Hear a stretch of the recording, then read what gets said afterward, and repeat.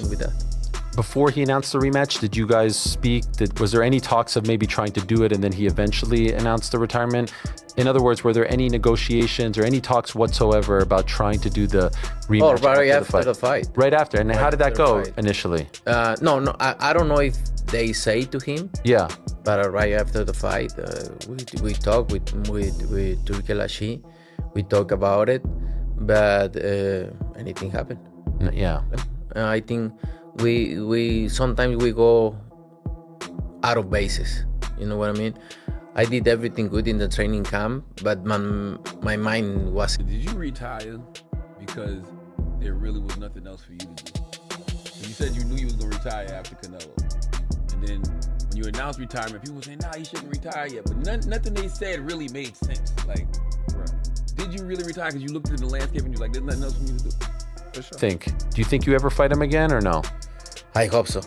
I got the feeling that he's gonna come and fight again. You feel that way? Because he's adamant. Like, I spoke to him 2 weeks ago. He says, no, I'm good. And everyone... You need to respect that. Yeah. If he's out, right? But I hope not. I hope he come again for one more. Yeah, so we can barely. I ain't got nothing to do today, so I thought I'd come in here and work out for the first time since I fought. And guess what they got me doing? Well, I got myself doing. Sparring Lester. About to get in. Just 2 rounds. Stay tuned, baby. Listen. Got my ass in there. 2 rounds, got my ass kicked. That's very humbling. I ain't used to that. I gotta get back in shape. I can't just be going months and months and months, not doing nothing, and then think I'm young and I can get in here and spar the big dogs like that. I'll be back though. It is the ultimate fixation. The undisputed front of modern boxing was handed an uncommon, profoundly humbling defeat on the grandest platform imaginable. And before he could even pronounce the word return bout, his victor simply disappeared. When Terence "Bud" Crawford exited the ring in September 2025 with Canelo Alvarez's super middleweight strap fastened over his shoulders, he didn't merely cement his legend. He trapped Canelo in a mental dead end with no clear way out. He won, and I need to make this fight happen again, no? And it's gonna be different. I think for him to deserve all the credit, he need to give me the rematch. Now, what ought to have been a shut chapter in boxing lore has morphed into the most desperate standoff the sport has witnessed in years.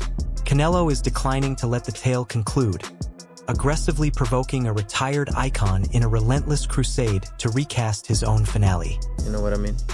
I get a lot of paydays, like you say, but I'm still love boxing. I don't do it because I get a lot big paydays. It's because I really still enjoy boxing. I love boxing, but it's nothing out there for me to prove because I did everything. I accomplished pretty much. The evening the super middleweight class shifted forever still sends tremors through the boxing community.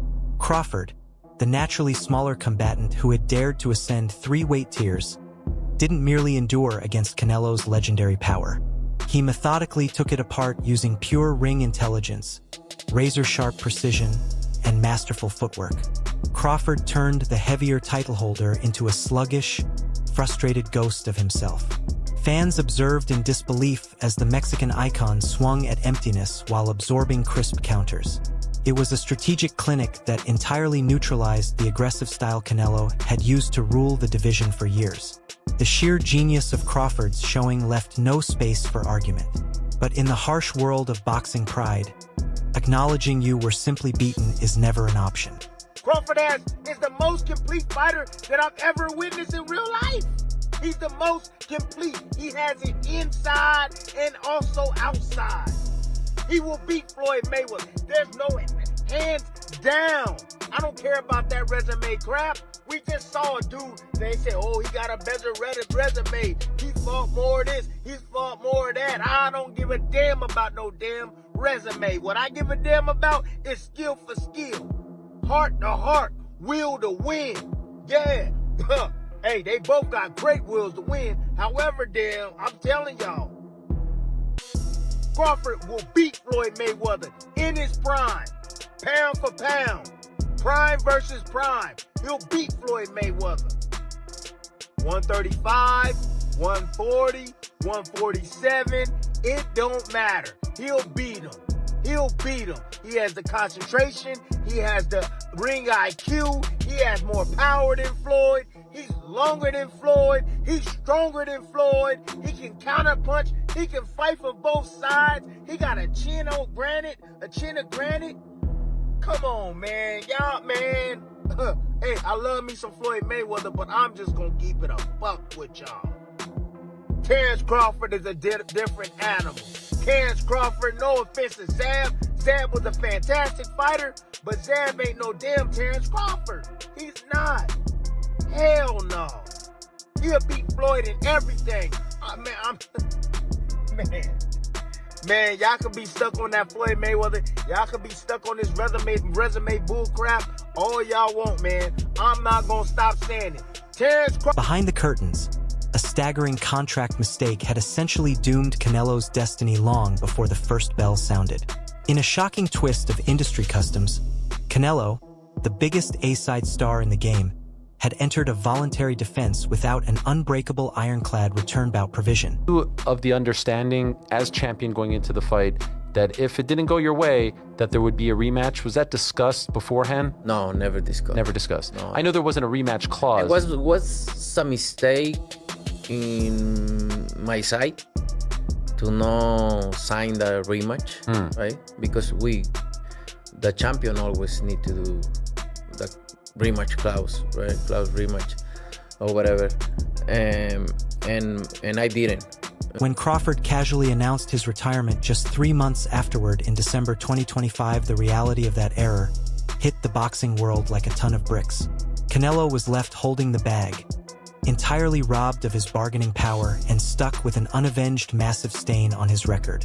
Crawford had achieved the unthinkable, captured the ultimate prize, and strolled away into the sunset on his own absolute conditions. I'm into making history, making legacy fights. You know, that would have been a historical legacy. Do you even know what you think, what your purpose is? I think two things. Because I always say, I was born a fighter. You know, and I think boxing was part of my purpose, but I think my purpose is, you know, giving back to the community and the kids and the youth. I think that's my purpose. But the justifications and disclosures didn't take long to arise.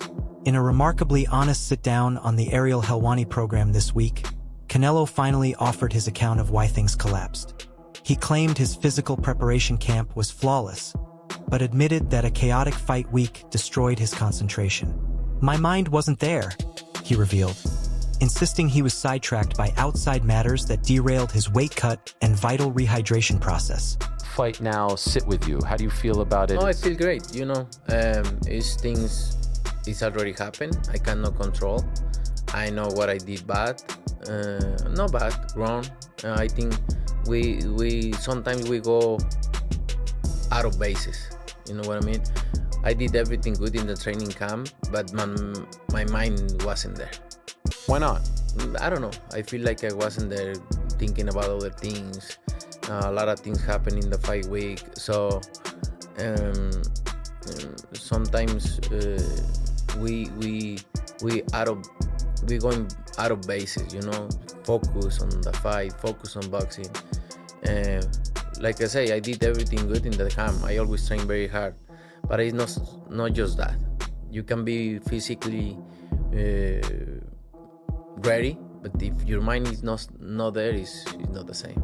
I heard you say the weight cut and maybe the rehydration wasn't great. Everything is because my mind wasn't there. So you were thinking about other things. Yeah. But it's such a big fight. How do you, like, usually? I don't know. You've done this so many times. I just can't tell you. I just cannot tell you how that happened. It just happened, right? And I need to learn about what happened. I don't gonna victimize myself. Oh, I should do this, but it's already happened. I need to move forward, right? And just make sure not happen. Add to this the persistent whispers of physical cramps and a severe left elbow injury that required surgery shortly after the bout. And Canelo has built a story that Crawford never actually confronted the real version of him. It's a classic deflection attempting to reframe a pure tactical loss as a tragic accident. To you in the corner as the fight was going on, was he urging you, like saying you're doing this right or you're doing this wrong, or more pressure? He tell me everything, and I try, but my body doesn't respond. I have cramps in my legs, so doesn't respond the way I really want. But you know, it is what it is. We learn from that and we move forward. And I know what mistakes I made in the fight and in the camp too. But that's what it's boxing about. I think a winner doesn't mean you need to win every time. No? You need to learn from everything, from the losses, take the losses, and learn from that and move forward and still doing the things you love. Now, you could have fought anyone last year. You know, you're big enough where you could have put me in the ring and it would have been numbers. You gave him a big opportunity. You're a type of guy who likes a little payback. Was there any part of you that got upset when he announced his retirement and you said, oh, I gave you the opportunity, now you're not going to give me the opportunity back? Yeah, of course. That's I think I always give all his credit, no? But we need to run it back. That's why my tough. When after the fight, I say we need to run it back this fight because I don't feel. This refusal to accept defeat has given birth to a massive viral campaign of legacy credit baiting. Across social media, Canelo is playing psychological head games, constantly dropping sound bites claiming Crawford will never earn full historical recognition unless he permits a second bout. Even voicing public frustration that boxing fans were deprived of an immediate follow-up. A tension that overflowed when the two-star fighters unexpectedly crossed paths in Egypt near the pyramids of Giza. He's flying around the cruiserweight. I see him. He's flying around the cruiserweight. Make the wish or finish it up.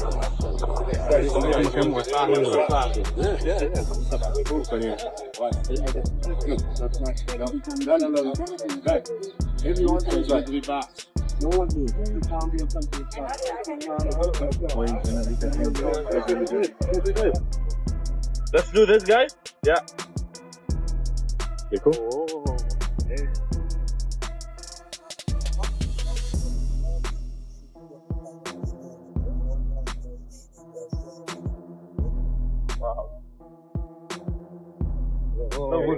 Thank you. Very nice.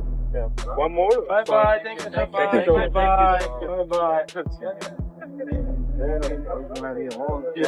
The irony is dense considering Canelo spent the years leading up to the fight insisting he himself would gain zero credit for defeating a smaller man. Now the positions have completely reversed. ESPN's Salvador Rodriguez recently lit Twitter ablaze by confirming Canelo's plans, revealing the Mexican superstar is officially aiming for a 2026 showdown. 2026, how would you map it out? Oh, win a world champion. Is there anyone that you see? Because, I mean, you could fight that, you could just point your finger and fight anybody. Is there anyone that you see that you're like, I like that guy's style. I want to be in the ring with that guy one day. I want somebody to come and fight, to make a good fight. That's what I want. Make it a good fight, and the people love the fight. The people enjoy the fight. That's what I want. Another fighter who works with His Excellencies, obviously Dmitry Bivol. Is that a closed chapter for you, or is that something you may still do in the future? No, why not? We'll see in the future. It makes sense. Why not? I always, like I say, I always like challenge, and why not? Maybe. When people look back at your career, 10 years from now, 100 years from now, maybe with the 100th Ring Magazine Awards, and one day they're showing a video about you, what do you want them to remember most about Canelo Alvarez? Oh, all the things I accomplished is very hard to do it. So I think they're gonna remember me. I'm gonna be in the history of boxing, in the books of history of boxing. I'm being a lot of times fighter of the year, this and that. I think they're gonna remember me, you know. And what I want to remember is that you need to take care about you. You need to take care about what you are doing, you know, because it's not. Media outlets ambushed Terence Crawford with Canelo's aggressive schemes to force a 2026 rematch. Crawford shot back with a cold 5-word dismissal. That's new news to me. On appearances like The Breakfast Club, Crawford doubled down, reminding everyone that without a return clause in the original contract, he holds every card and owes no one anything. If you look at the landscape of boxing, right, you would say, okay, I'm gonna ask you, who would I fought? None of the stuff they said made sense. They were talking about Benavidez, and I heard it. I heard Benavidez I saw the is Genovese thing. heavyweight, 200. That's right. Okay. Didn't make no sense. Then I saw the Genovese thing. Then they were saying Boots. Okay. None of that made sense to me. And then the Canelo rematch. Okay. So Canelo, that was off the table. You know, there was no rematch clause. Nobody said anything about Canelo. Still to this day, nobody have said nothing about Canelo. But would you fight him if the rematch was presented? If the rematch clause was in the contract, then I would honor that. Just off of who I am. Boots was nowhere in the realm of us fighting, because it just didn't make sense. Janabek, like, what would I get out of fighting Boots? Paying it for it. That's really it. Like, Okay. literally, because that's the Like, fight he needs. I always ask people, what would I get? He ain't no champion. Like, what would I get? Like, oh, you beat the young lion. That's it. Every fight that I fought since 2014, been for something. Every single fight. Either I'm defending my title, or I'm going to conquer another division for a title, undisputed, everything. So I looked at the landscape of everything, and I said, okay, Canelo, I'm gonna go 168. Boom. Then after that, The reaction from Crawford's camp has been equally harsh. Brian Bullmack McIntyre, Crawford's lead trainer, publicly advised Canelo to simply wrap it up and retire with dignity. He's spoken about the potential of moving forward and continuing. He put so far in his Instagram caption, in the sense of he's not done yet. Would you like to, just as a fan, not because you've just beaten him, would you like to see him continue or retire? Yeah, I'd love to see Canelo fight again, man. If he want to continue 2 or 3 more fights, just let him go ahead and do it. He earned the right to do what he wanted to do. You know, and he fought some of the best fighters of his era. And when you get to that stage, I mean, it's in his blood. So go ahead, Canelo, fight again. 2 times, 3 times, 4 times, however many times you want. Would you, though? Because genuinely, from the most unbiased perspective, he's out of his prime now. And there's not many people, if you're not going to fight Benavidez, there's no one that people would be clamoring for him to fight. What should he do now? Well, I think Charlo just put something out there that he's like something about my division. I'm on my way back, so fight Charlo. What if he loses that? Well, then you might have to consider that. Even Boxing Hall of Famer Roy Jones Jr. chimed in on the drama, openly warning Crawford to entirely ignore Canelo's lure, arguing that Crawford has nothing left to prove at 168 pounds and should pursue history at 160 instead. Every time Canelo throws out bait, Crawford's squad simply shrugs it off, making Canelo appear more and more desperate in his hunt for a ghost. To me, why I retired, when you've been doing this sport since you was 7 years old, and I'm 37 at the time, well 38 when I retired, you know, that's 30 years, bro. 30 years. So you ask yourself, if you've been taking your body through hell for 30 years, would you retire? All right then, so there go your answer. So that's why I retired. There's nothing else for me to accomplish in the sport of boxing. I gave my all to boxing, but I'm not gonna give my health to boxing. You know, If I was to come back, who would I fight? I'm asking you. Well, that's a good question. That's a good question. All right, so there you go. There you go. I have nobody to fight. I have nothing to accomplish. So now I'm just coming back for the sport and just money. I never fought for money. I always fought for legacy. A lot of people said I was taking the Canelo fight to fight for money. You know, yeah, we prize fighter. Yeah, we want a prize. But at the same time, I always fought for legacy. That's what it was. What's the first sport now that you're done with boxing that you get into in retirement? What's the first sport? Because you're an athletic dude. You're always doing something. What do you get into? Me personally, I'm not getting into nothing. You know, like I'm... No golf? Nah, I'm just...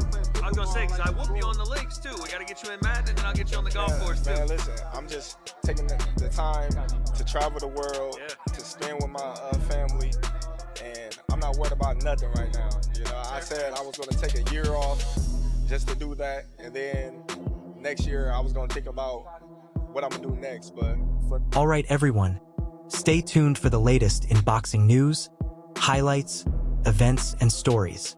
Subscribe to Knockout today and turn on notifications so you never miss an update. Be sure to watch our other videos too. Until next time, take care and stay safe.